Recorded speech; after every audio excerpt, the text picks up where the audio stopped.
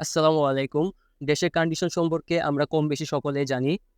ছাত্র সমাজ যে আন্দোলন শুরু করেছিল, তাদের সুস্পষ্ট একটি দাবি নিয়ে, সেটা হচ্ছে কোঠা সংস্কার। তাদের দাবিটি ছিল খুবই সুস্পষ্ট। যেখানে তারা কোঠা শুধুমাত্র সংস্কার করতে বলা হয়েছে।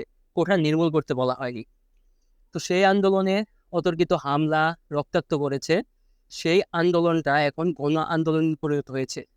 এটা যেমন আমাদের কাছে খুশির ব্যাপার যে আমাদের আন্দোলনটা গণ আন্দোলনে পরিণত হয়েছে। তার থেকে বেশি কষ্ট লাগছে যখন দেখি যে আমার ভাই রক্তাক্ত হয়ে রাস্তায় পড়ে আছে, মাঠে পড়ে আছে।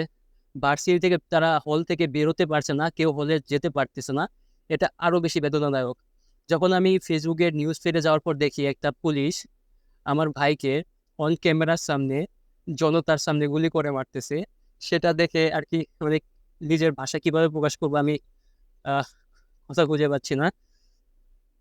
যখন দেখি ভার্সিটির ছাদ থেকে আমার ভাইকে ধাক্কা দিয়ে ফেলে দেওয়া হচ্ছে, তখন দেখছি আমার বড় বোন, আমার ছোট বোন, আমার সমবয়সী কাউকে পুলিশ লাঠিচার্জ করছে। এবং কি পুলিশের বাইরেও, প্রশাসনের বাইরেও একদল লাঠিচার্জ করছে। সো এটা দেখার পরে মানে আমরা জাতি হিসেবে খুবই লজ্জিত।